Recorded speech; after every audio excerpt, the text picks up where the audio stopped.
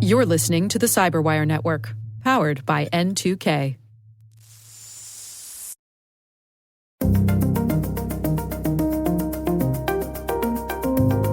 I think people are not even aware of how effective this sort of advanced social engineering spear phishing attacks through social media can be. Hello, everyone, and welcome to the CyberWire's Hacking Humans podcast, where each week we look behind the social engineering scams, the phishing schemes, and criminal exploits that are making headlines and taking a heavy toll on organizations around the world. I'm Dave Bittner from the CyberWire, and joining me is Joe Carrigan from the Johns Hopkins University Information Security Institute. Hello, Joe. Hi, Dave. Got some good stories to share this week. Later in the show, my conversation with Peter Warmka. He is the founder of the Counterintelligence Institute.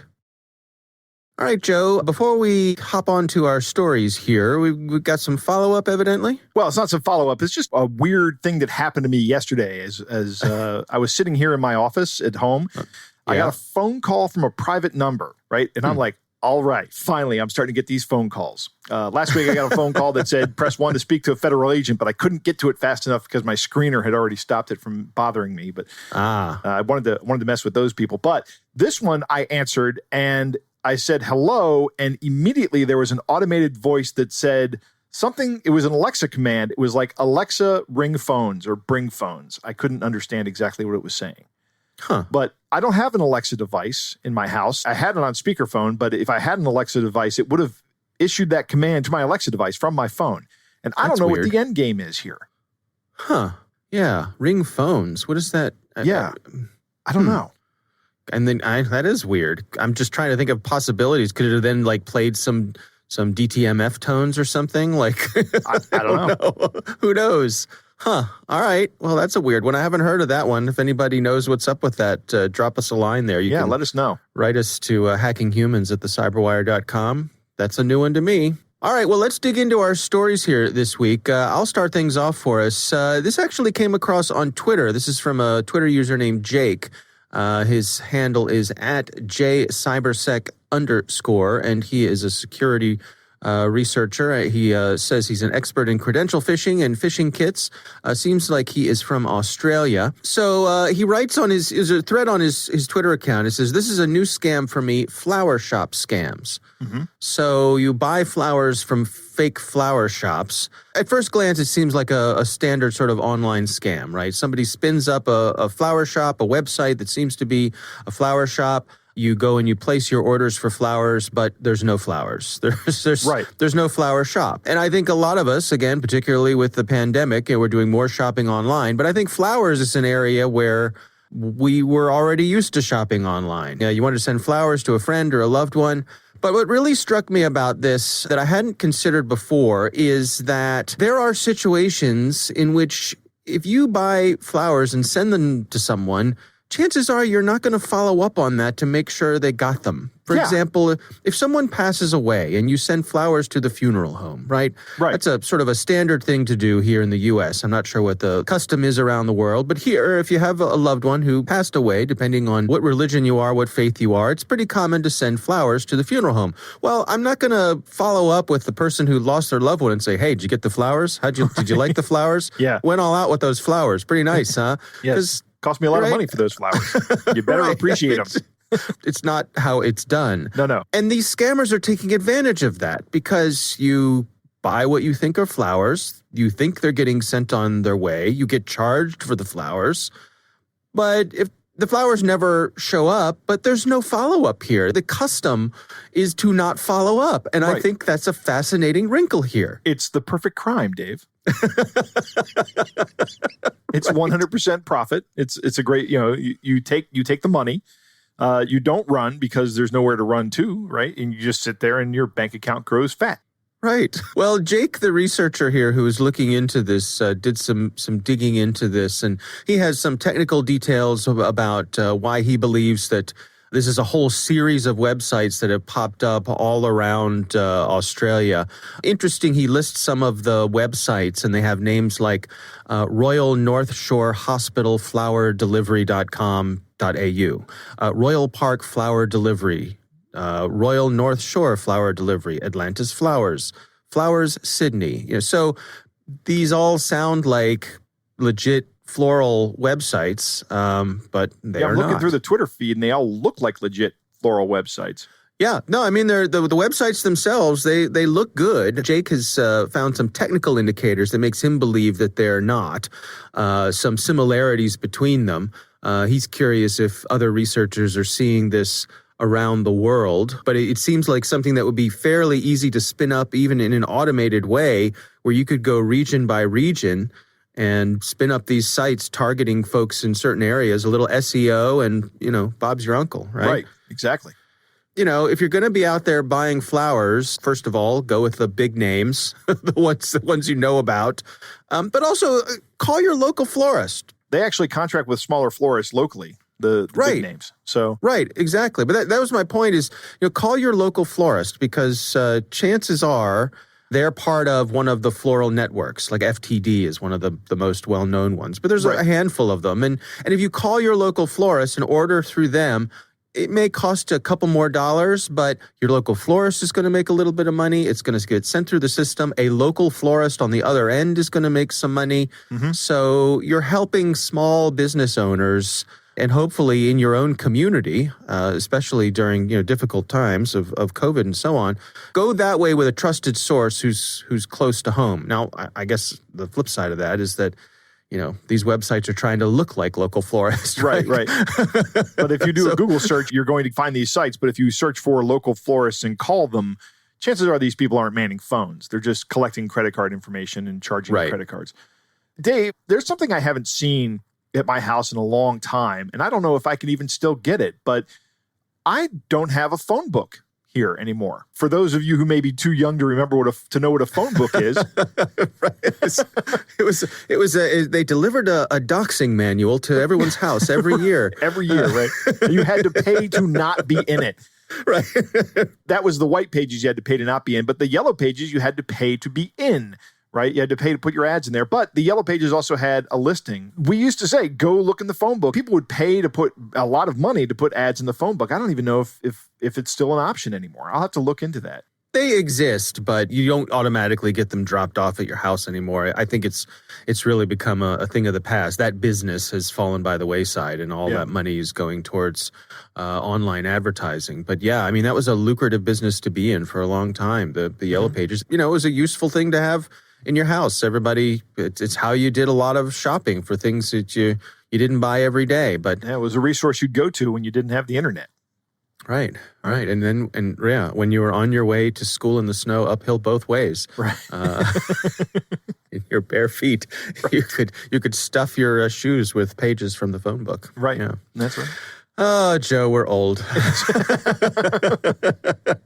All right. Well, that is my story. We'll have a link to this Twitter thread from Jake. You can check out if you're interested in some of the technical indicators that he's pointed out there. It's interesting stuff. Joe, what do you have for us this week? Dave, there has been a lot of talk in the political arena, and I don't mean to get political. I'm not saying I'm in favor of anything or opposed to anything here. I'm just talking about what the facts are. There are talks about student loan forgiveness. A lot of people say we have a lot of student loans, we want them forgiven. And some people are saying, well, let's see what we can do about that. And that is, of course, an item in the news. And that means that there are going to be scams built around it.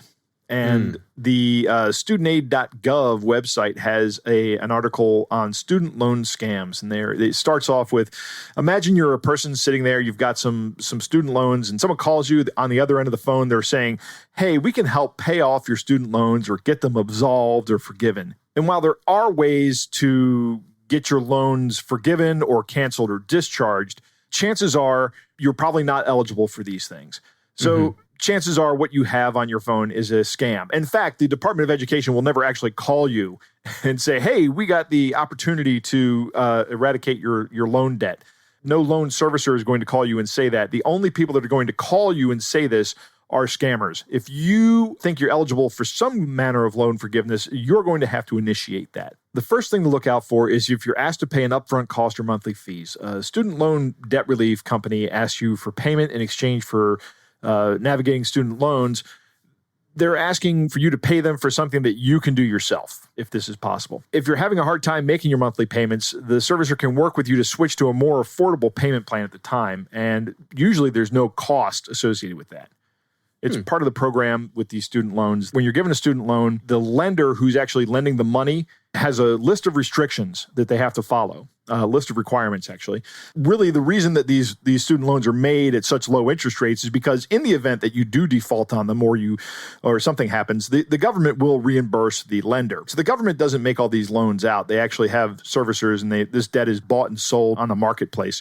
There are rules about how these loans work. Generally, a lot of these plans, which allow you to switch from one to another, happen at no cost. Second, if you're promised immediate loan forgiveness, no one can promise that. Total student loan forgiveness or cancellation from some loan debt relief company is not a thing. Most government forgiveness programs require many years of qualified payments and qualifying employment in certain fields before they can be forgiven. For example, if you work as a teacher in certain situations for 5 years, that may qualify you for loan forgiveness as a means of incentivizing people to become teachers. Finally, they say you should never provide your FSA ID or password. Nobody's going to ask you for this. If someone is asking you for this, then they're scamming you. There's not probably about it. There's no reason for you. The FSA is the Federal Student Aid. A lot of these scammers will be trying to get this information. I don't know what benefit it provides them. Maybe they can use that to game some system to get money out of it. I'm not sure. One of the things they say is that if you share this information or, God forbid, sign a power of attorney with these folks, this debt relief company, you're giving that company the authority to take any action they choose and make decisions for you on your behalf. And if the debt relief company collects fees from you but never actually makes the payments on your behalf, guess what? You're still responsible for that money. Right. So just by handing it off to some kind of debt servicer that works on your end, right, some debt relief guy or organization, whatever, that doesn't absolve you of your responsibility to pay. And if they don't pay, you're still on the hook for that money. Yeah. It's interesting, but it's also, I think, a little complicated because there are legitimate debt relief companies out there. Yes. There are companies who do help people who have, gotten in a bit over their heads when it comes to things like it could be student loans, it could be credit card debt, whatever. And they will go and negotiate with the folks that you owe money to and try to lower the amount of interest you owe or things like that. Basically, they come up with settlements and some sort of payment plan. They take a piece of those fees. That's how they do their business and how they make their living. And there are companies who do that legitimately, but this points out that it's an area where there's a lot of scammers. If you have a student loan that you're not able to pay, there are things you can do, and it's not hard to do them. I suppose part of this, too, is be wary if someone's calling you out of the blue. If this is something where you think you need some help with your debts and you can go find a legitimate company who has a good reputation, reach out to them and see what your options are. But if someone's coming to you out of the blue and saying, good news, your debt will be gone, boy, that's a big red flag, right? It should be a big red flag to everybody. Right. Absolutely. Yeah. All right. Well, we will have a link to that in the show notes. Good information there. Joe, it is time to move on to our catch of the day. Dave, our catch of the day comes from a listener named Andrew, and he has an email about a subscription renewal. You want to take it away? All right. It goes like this. Hello. Professor Nort Department has renewed your service for the period of 5 years, and the renewal charges $897.74 has been debited from your bank account. It should reflect in your bank account within 2 to 3 working days. Here are your purchase details. Product name, unlimited technical support for computer, printer, router. Total amount, $897.74. Order status, delivered. This is a recurring charge. We'll continue to charge you $897.74, inclusive of applicable taxes, until you cancel. You'll be notified before any future price changes. We'll charge you for the next subscription period 3 days before your renewal date.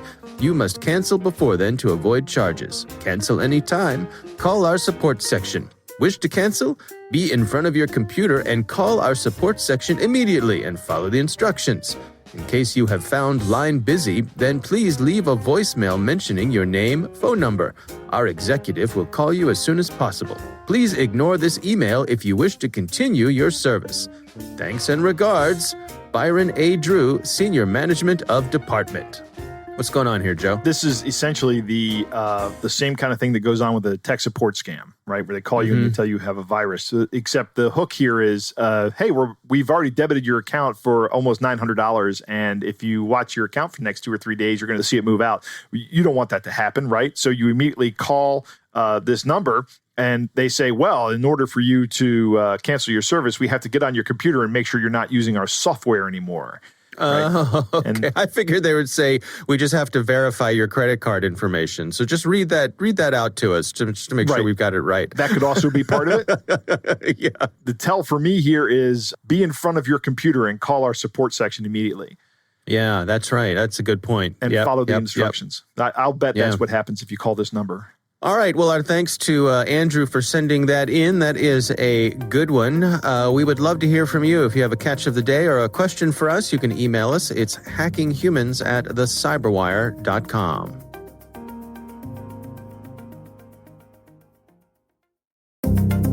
Joe, I recently had the pleasure of speaking with Peter Warmka, and he is the founder of an interesting organization called the Counterintelligence Institute. Here's my conversation with Peter Warmka. If you look at the different threat actors, they could be pursuing various objectives. It could be the theft of proprietary information.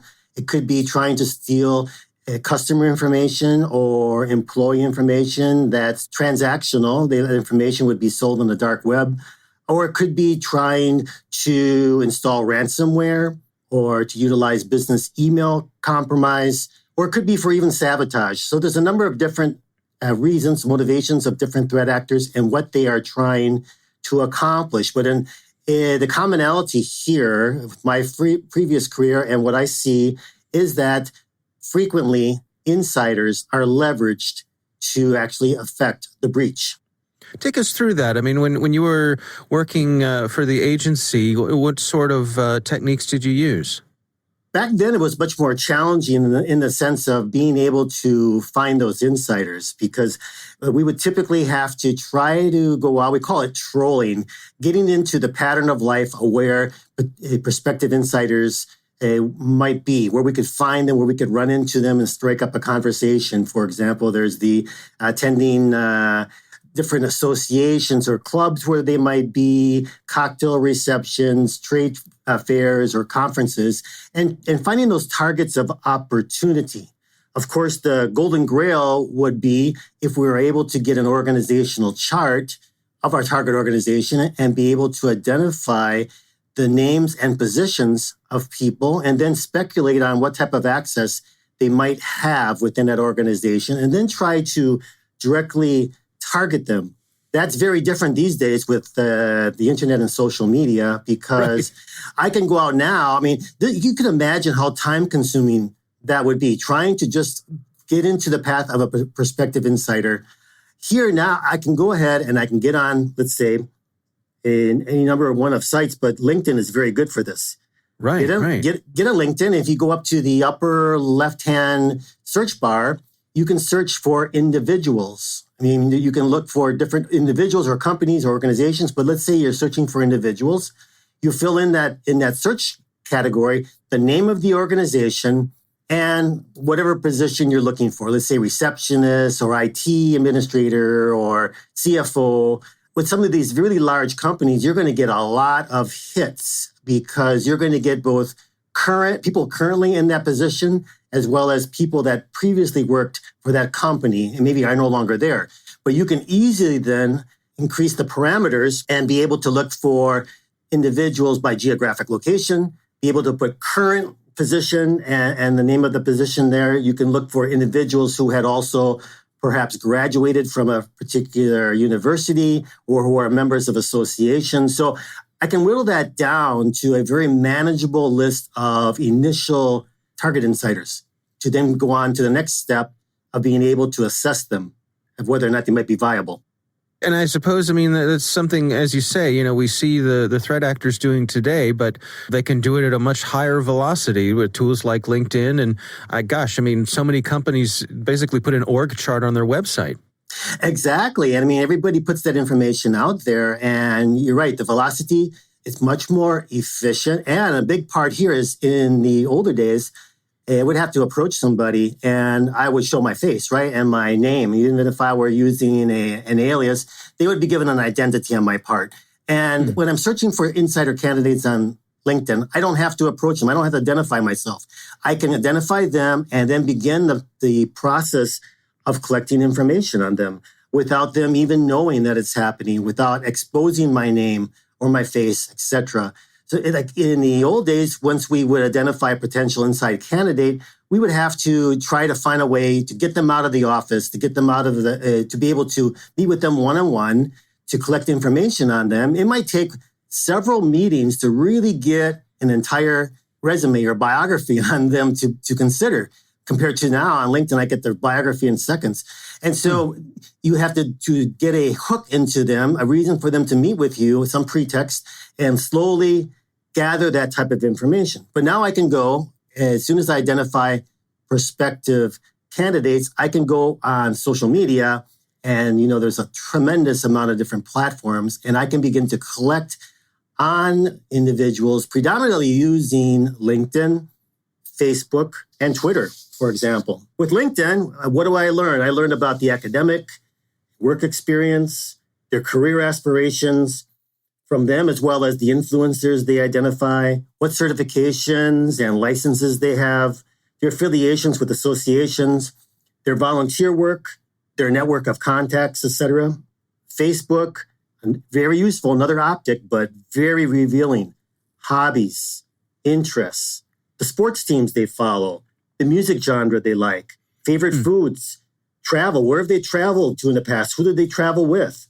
What's their social economic status? They say pictures are worth 1,000 words, and pictures are very useful for us to get a good feel about someone's social economic status, identity of their close friends and family members, etc. Then I can go on to Twitter. Once again, very useful. I can learn about their pattern of life. When I mean pattern of life is, where do they tend to go other than to their residence or to work? Many people begin to tweet on their way to the gym or on the way to the cafe or on the way to the bar to meet up with friends. I can learn about what their pattern of life is, because that can be useful for me later if I want to run into them by chance. Okay, I can learn about their political leanings, their ideology, their religious convictions, the things they like, and the things that are their pet peeves, etc. I mean, I can learn all of these things just by visiting some of these social media platforms. And of course, the individuals that don't tend to put themselves out there, I will discard them. I'm looking at individuals who have put that information out there for me to harvest, because that's going to be useful for me.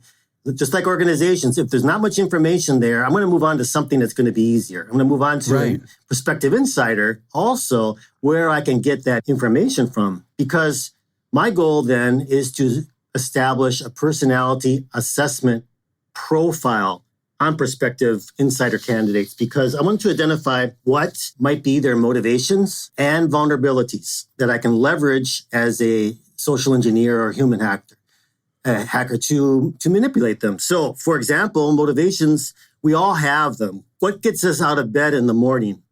Perhaps that's money, the accumulation of money and what money can buy. Could be family, the welfare of your parents, your siblings, and your children. Education for yourself or education for your children. Career progressions is very important for some people. A better home, nicer home, bigger home, better location, luxury goods, like sports cars, artwork, jewelry, or other status symbols. Perhaps desires and wants, dreams of traveling someday, having their own business. For example, altruism, volunteering for a cause that could be of importance to them, philanthropy, mentoring, coaching are sometimes very significant. Ideology can be in some parts of the world, ideology is really, really a strong motivation. We talk about capitalism, socialism, communism, extremism. Religious convictions can be, for some people, very strong motivators. Politics, as we see in this country sometimes, conservative, liberal, political party supporters, etc. While these motivations are considered positive factors, vulnerabilities are usually considered weaknesses. However, for a social engineer, when we're trying to manipulate an insider target, they can also be extremely powerful for us to leverage. And those vulnerabilities, for example, of course, the first one on the list is money, and we're not talking about an abundance of money.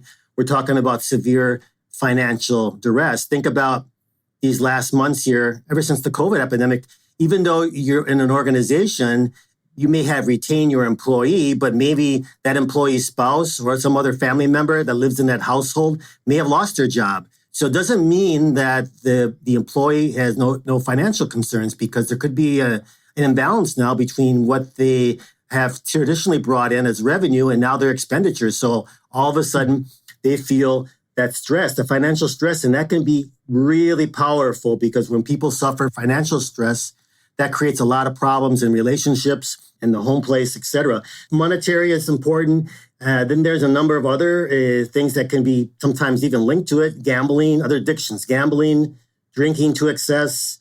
Drinking leads to family social problems, health issues. It also lowers the barrier to elicitation, so that if we know somebody likes to drink and tends to drink a lot, we get them liquored up a bit, and it's very easy to begin to get them to talk out of singing school. like a canary, right? That's right. Well, let me ask you this. I mean, we talk here a lot about educating your employees, using things like anti-phishing awareness, those sorts of things. Are there social engineering methods that you track that are just the ones that are particularly hard to inoculate people against? You mentioned phishing. Phishing seems to be like the number one on the list that a lot of entities now are trying to focus on. But it's pretty much, the focus is on that basic phishing, where you get someone that will send out an email to thousands of people, the same email with a link that they want to entice you to click onto, or an attachment they want you to open. And so those are pretty standard. People still fall for them. But professional social engineers are going to take it one step higher. They're going to be focusing on spear phishing. If we're looking at the average cost of a data breach for U.S. organizations of being upwards of $8 million, I think last year, they can spend a considerable amount of time to really tailor their attack at a spear phishing against a specific individual in the organization. And once they have researched them through social media, they can pretty much figure out exactly what type of email to send to them, where even if that person had basic phishing awareness, they're not going to think that this is a phishing attack. They're going to click on that link right away or open that attachment, because we're pushing the right buttons to motivate them. Okay. Mm-hmm. So and gain their trust. So it's very, very easy. And I think an area where a lot of people don't think of, we talk about phishing, it's not just an email that can carry a link or an attachment. On a lot of these social media platforms, like on LinkedIn and Facebook, if there is a messaging application within this platform where you can send a message to somebody, that same message can hold that link or that attachment. It's the same thing, but it's so much more effective.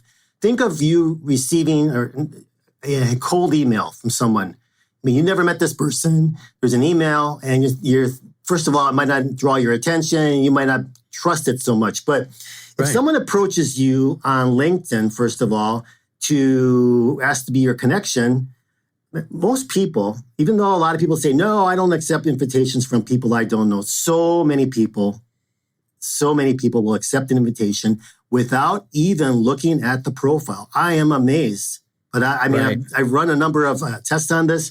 I use LinkedIn and other social media platforms a lot to create avatars for this purpose of really trying to educate people of how susceptible they are. Typically, before I go out to give a presentation to a corporation, I will find out who's going to be the attendees in advance. And then I will use an avatar.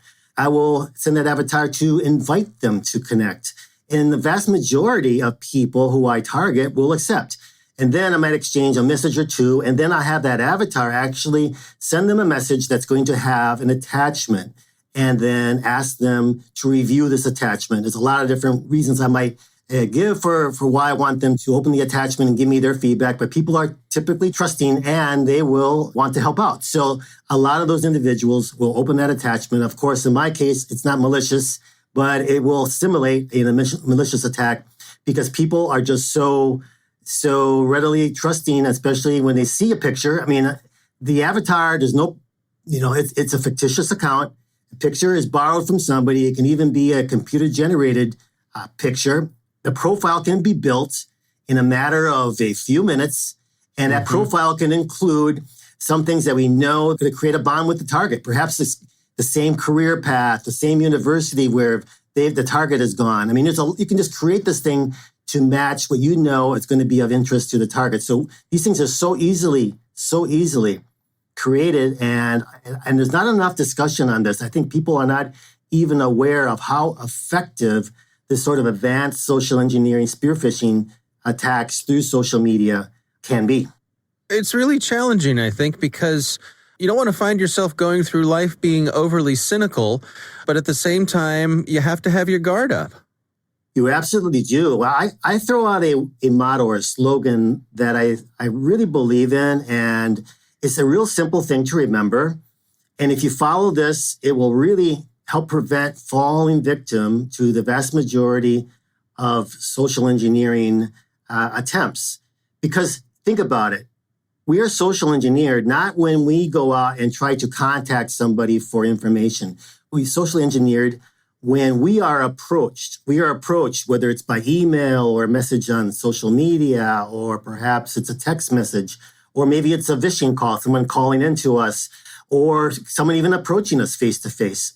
We're being approached and we're blindly trusting in that individual, and many times we'll comply with a request.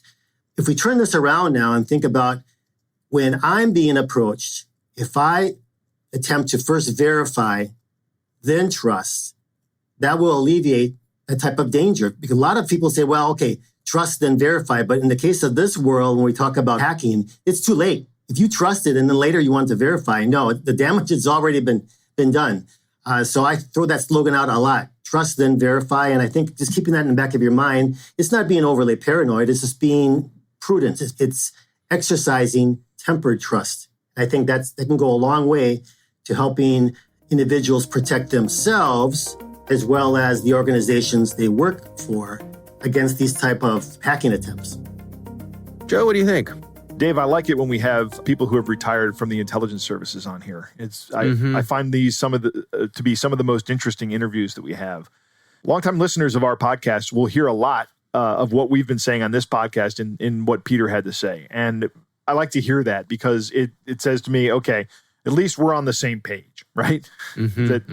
What we're saying is important to know. It's important to understand Peter's perspective, and what he's talking about is how to target people.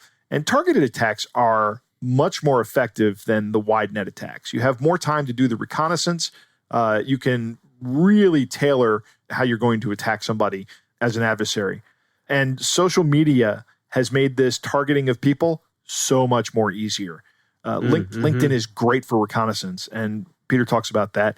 You don't know that it's happening, which is interesting, right? I guess you can pay for the premium version of LinkedIn, but even then, if I set up some fake account, right, you're not going to know who I am. You're going to see that somebody looked at your profile, but that happens thousands of times a week or a month if you're an executive. You're not going to be able to weed out the noise. And with the resource of LinkedIn, an adversary doesn't need to what they call burn their face, right, to gather this information. Like he was talking about in the old days, you used to have to go out and meet people, right? And in order to gather that information, you might have to have a team of people who interact with the target multiple times, and you can't have the same guy show up repeatedly because then the target will get suspicious. That's not a problem anymore. You never see me. It means it takes fewer people to do the reconnaissance, and it can happen in a much more efficient manner. In this interview, it's great to hear yet another reason not to talk politics on social media. I have my opinions about why you don't talk politics on social media, but your strong political beliefs can be used against you if someone's targeting you, right? It's very easy to just approach somebody and go, that political topic you're talking about, you're so right about that, right? How does that make people feel? Oh, I like the person talking to me here. Right. Instant rapport. Exactly. The same with religion. I don't make any religious posts on my Facebook or Twitter. I just stay away from it. It doesn't matter what religion you are, even if you're a devout atheist, that can still be used against you. Financial duress is a big vulnerability. It impacts a huge portion of your life, and it really makes you miserable. One of the things to remember is your financial problems are small potatoes to a state entity, right? This is how people get compromised. In the U.S., when you apply for a clearance, one of the things they look at most closely is your financial health. And if if you have a lot of debt that's running behind, they know that puts a lot of pressure on you. And foreign adversaries know that too. And they know they can afford to pay off your debt. It's not that much money. Verify, then trust. Or as he puts it also, exercising tempered trust. The original saying was trust but verify, and it was popularized in the US by Ronald Reagan. It's actually a Russian proverb. Reagan was using it in arms limitation talks for the INF treaty with Mikhail Gorbachev. And it's a fine philosophy in nuclear disarmament treaties, right? It's a terrible philosophy for the day-to-day operational security that we have to do. And Peter's saying verify, then trust is the way we should be doing things. Don't trust inbound calls. Don't trust emails, especially emails that ask you to change things that or violate process or do something out of the ordinary. That requires a verification of some kind. Yeah. All right. Well, again, our thanks to Peter Warmka for joining us. The organization is the Counterintelligence Institute. Worth a look if you're interested in that. That is our show. We want to thank all of you for listening. We also want to thank the Johns Hopkins University Information Security Institute for their participation. You can learn more at isi.jhu.edu. The Hacking Humans podcast is proudly produced in Maryland at the startup studios of Data Tribe, where they're co-building the next generation of cybersecurity teams and technologies. Our senior producer is Jennifer Iben. Our executive editor is Peter Kilpie. I'm Dave Bittner. And I'm Joe Kerrigan. Thanks for listening.